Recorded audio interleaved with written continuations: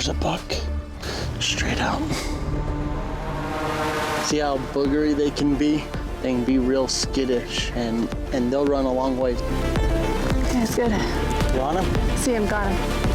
He's 585. Okay, go ahead and whenever you're ready. There are places in this world that rarely ever see people. Remote places. Places where life shifts into a different gear. Memories are made and stories are told. I'm Scott Sullivan. I've spent most of my life searching out these places and chronicling my journey. My good friend Cheyenne Peterson and I have built two of the baddest overland rigs solely to search out these hard-to-find places. Join us as we push these rigs to their limits, creating our own story, experiencing life, hunting, and fishing the Overland way. Welcome to the Overland Chronicles.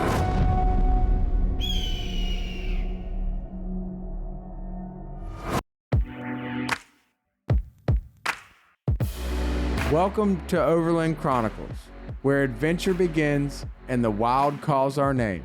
I'm Scott, and today, our co-host Cheyenne takes the helm, steering her rugged Toyota through the vast landscapes from Colorado to New Mexico. We're bound for the high plains of Alto, New Mexico, where Cheyenne is joining Ty Gore of TG's Trophy Hunts. With a shared spirit of adventure, they're on a mission to spot stalk the speedy antelope. As the wheels turn and the horizon begins, Cheyenne's journey embodies the essence of Overland. The open road, the unknown, the anticipation of what lies ahead. In the heart of the land of enchantment, the stalk begins.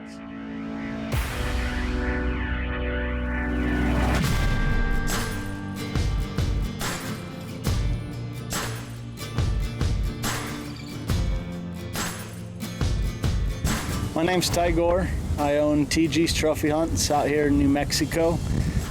We cover a large vast of species in New Mexico, Texas, and South Africa. Heading out this morning, go see if we can find this goat we've been watching. He's a pretty good goat. So see if we can relocate him. Haven't put eyes on him in a few days, but see if we can turn him up, put him to bed, be ready for tomorrow. So antelope are very unique animals. Their horns are made of hair. They're not an antler like deer or elk. They still do shed them every year. You've got different style of the horns, even your classic clean look ones. So you may kill a dozen different antelope in your lifetime, and there's probably not going to be very many of them that are going to be the same. Is that one over there? Where are you looking? I'm looking directly, I want to say that's south. Is that south? That is south. Yeah. There are two antelope out there, but they're too far enough to see. I see two white bodies. Good eyes.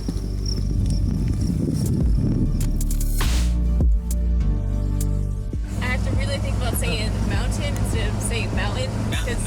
I'm saying antelope, but where's the T? It's antelope. And I gotta really think about it, because I'm from Utah, I'm a Utahan.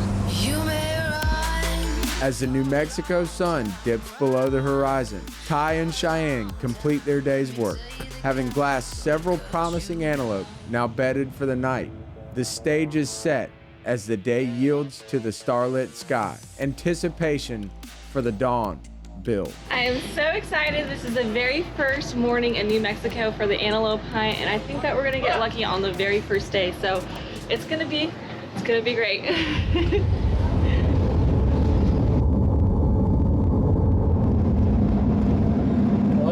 It's opening morning. How you feeling? I'm feeling good. Yeah. So I know this is your first antelope hunt, but it's addicting. It can be where you end up having one wall just dedicated to antelope mounts. Yeah. I'm just like really grateful to be out here with you guys. I'm super excited about just being able to get a antelope that's a great representation of what New Mexico has. It's gonna be really fun. Yeah. So in New Mexico, on private land, you actually go coincide with the public land draw hunts.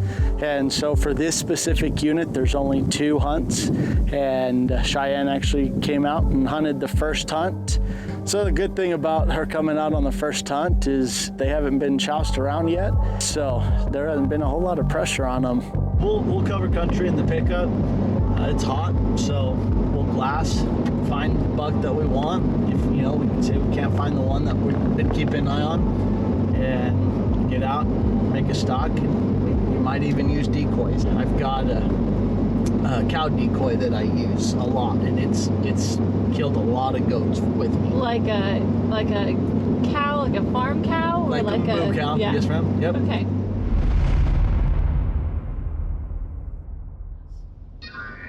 Oh, call from Wesley. Yo. Hey, Yeah. where you at now? I'm passing the Wheatland now. I'm coming over the hill. All right, we're sitting here on the hill just before where you tried to get stuck, and we'll show him to you. So Wesley just called again on this goat, and this I think is the same buck that we saw yesterday scouting. So we'll show him to you and let you get an eye and see if you think you want it. Okay. Sounds like a plan.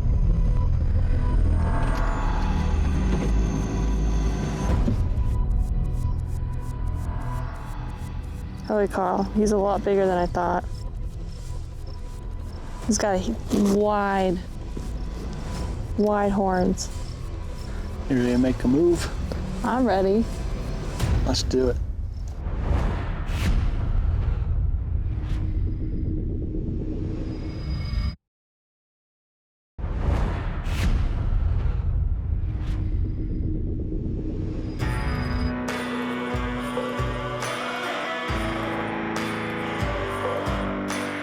You got eyes on him? See? Almost. The 2 does that he was with yesterday? Yeah. The doe and the fawn both just stood up out of the grass with him. Yeah, he's actually turning. He's kind of trying to come back to us. So antelope are very unique animals. You may hear people refer to pronghorn antelope as their nickname as speed goats. We call them speed goats due to the fact that they can run. They're the fastest animal in North America. They can reach speeds over 60 miles an hour. They're kind of walking north. They're feeding slowly, but they're working north. This is so exciting, my very first morning, and we're already seeing a lot of action. We already see a giant buck, and this actually might be the buck that we're gonna go for. Do you think they're gonna come back around this area, or do you think we're gonna have to go? We'll walk out to the dike on the pond and get a look, and I'm gonna try to take a shot from there. How close do you think we can get? 400 yards probably. Yeah. Do they seem like they have like kind of a spooky attitude? I don't know how to range antelope. What do you think? They're pretty skittish at times, but they're very curious animals. The curiosity kills the cat. Yep, same thing with the antelope. 100%. Holy cow, he's a lot bigger than I thought. He's got wide horns. So we're about to go up on this hill over here to see if we can see any antelope. I think that big buck is over here. They're up on the very top of the horizon, just kind of moving away. We can go right down this drop and scream it and stay down low and go all the way.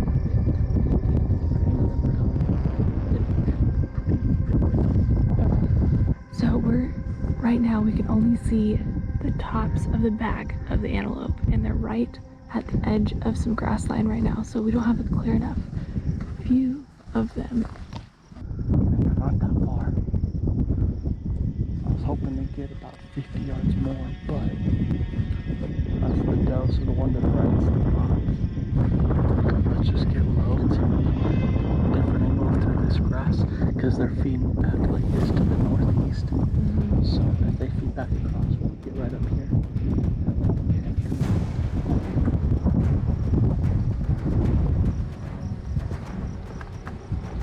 Buck laid down. It's just the does at the pond.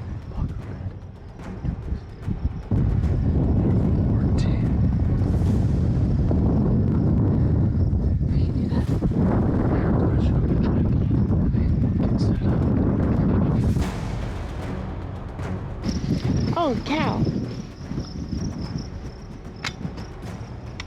You on him, Cheyenne? How far away is he? Get a yardage. He's moving from left to right. Yep. Okay. He's 411. Whenever he stops, you're good to shoot. Are you on him? Yeah, I have him right here. Go ahead and take him now.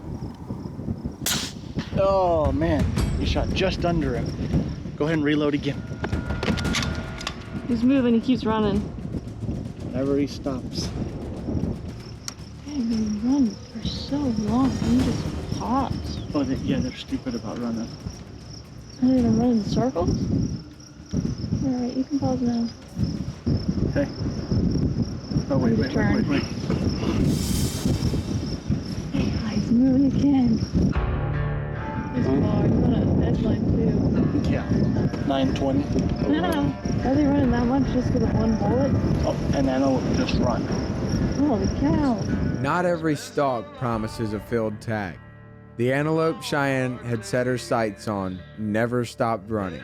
With a specialized respiratory system and lean build, they can travel over 20 miles without losing steam. A missed opportunity doesn't mark the end though. Cheyenne and Ty remain unfazed. Their focus shifts, scanning the horizon for the next target in this expansive New Mexico landscape. They like to come water here. Closest water within about 2 miles. So I catch a lot of bucks and antelope back in this north side of the pasture. So we'll go through the gate and we'll just kind of go up on the side of the dirt dam. Okay. We'll just kind of stay low and we'll just kind of creep up, where we can crest over the edge. Yeah. And we'll start kind of glassing this pasture and see if there's something over here. Hey, right there. There's a buck. Straight out. How far? 350 yards. Oh yeah, I see him. What do you think? He's a cool buck.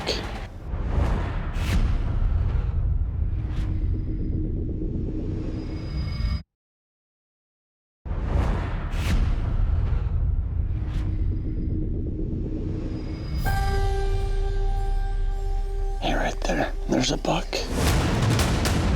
Straight out. How far? 350 yards. Oh yeah, I see him. What do you think? He's a cool buck. Not something really specifically we want to probably shoot this year. Probably needs another year or so of growth. So definitely keep an eye on next year. If, with the new growth, if he doesn't break that sight off again, he could potentially be a shooter buck next year. Okay, I trust you. Trust your gut.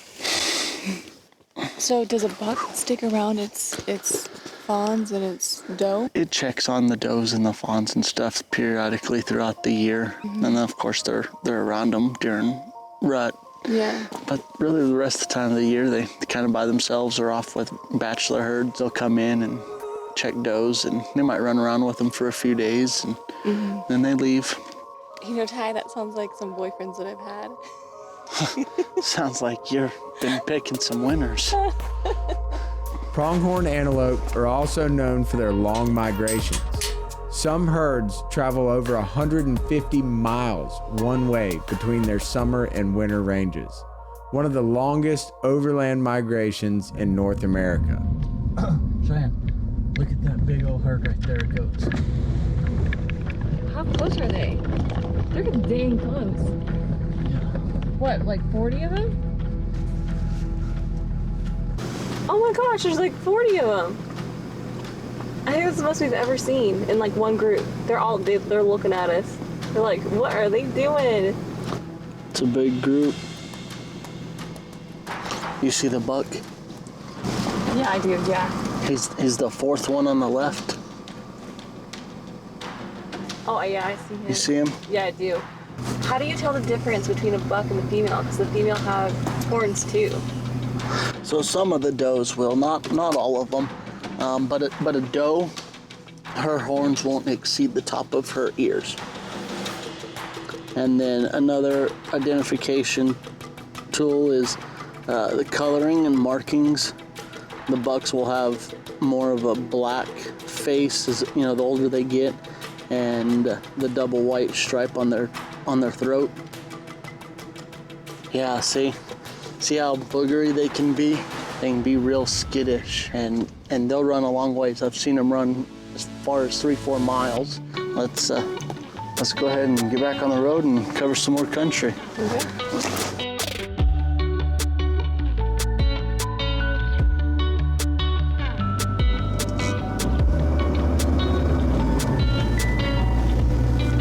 Ty, I think right there. There's an antelope right there. Yeah, a couple of does. Oh look, there's a buck. See him running up on the horizon there? Yes, yeah. Oh, that's him. That's the target buck.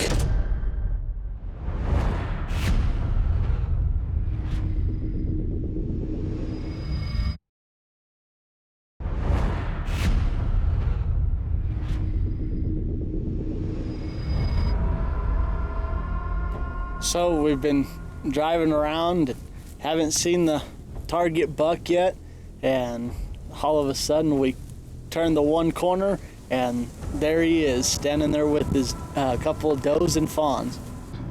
So it looks like he's going into a plowed field, and so we'll get a cow decoy I've got in the toolbox. A cow decoy? Yeah. Like a moo cow? Yeah, big red cow decoy we both can hide behind, and we'll use that decoy and sneak out across this plowed field. That is not something I would have expected. Hey, whatever tactic, whatever it takes to work. All right, so we'll get out. We'll just be real careful. Don't slam the door, and I'll get the decoy. We'll slide under the fence and pop him up, and we'll start making our stalk out to him. You got one loaded? Okay, so you'll just kind of stay right behind me, and we'll just sneak out there till they see us. And whenever they do, we'll just pop down on the ground and get set up right there. Get level. Okay, that's good. You on him? See him, got him. Okay. Okay, hold on, let me get you garbage. He's 585. Okay, go ahead and pop your safety off. You see the dot inside the scope? I do, yeah. Okay, whenever he stops, go ahead and put that dot on his shoulder and shoot him. Go ahead and whenever you're ready. Good job. You dropped him in his tracks. Thank you so much. So excited about this. That's awesome. Your goat just dropped at 585. Are you ready? You want to go up to him? Let's go get him. This is like one of the coolest hunts I've ever been on. Look at that buck. Looks like a stud, huh? It is. Pick up those horns. Look at that. Look at all those little kickers. Wow. Look at the mass on him. Growth bumps. He tried to get another cutter. Yeah. Beautiful. What do you think? I think it's pretty cool. They're such a unique animal. I just don't see them in like being in the United States. You know, they seem like something that you'd see like in Africa, I guess. Yeah. Because of, you know, you see so many mule deer and whitetail, and then you see this animal, and you're like, oh, New Mexico. Yeah. This is beautiful. I mean, like this looks like a wood texture to them. Yeah, just the way that the hair grows with the blood flow, you know, and hardens it and pushes it up, and it's got the streaks and stuff on it. So that's all hair. Yeah, these horns, they're solid hair. That is so cool. I mean, look at all these little kickers, growth bumps. Wow. You know, he's trying to get this double cutter on both sides. I don't see this a whole lot. I've seen it and had a few clients kill some goats with it, but that's definitely very unique. Not as common? No, for sure. You've got the Roman nose, so he's definitely an older, mature buck for sure. He's got lashes like me. He does. Long and curled. Yeah, I appreciate you guys coming out and gaining y'all's trust and business, and hope to see you guys back out here again. I am so happy. This has been an amazing experience. Thank you so much for having us out here, and I mean, gosh, I gotta harvest this beautiful animal. Antelope hunting, so much fun. I cannot wait to do this again. It's a lifelong memory for me for sure. Harvesting an animal doesn't determine whether the hunt was successful or not. It just makes it that much better. You never come home from a hunt empty-handed. You'll always learn something new every second you spend with Mother Nature. Something that an iPad or your phone or a computer can't teach you. That is what makes a hunt successful. I'm glad Cheyenne was able to take home new knowledge and the bonus, tasty speed goat.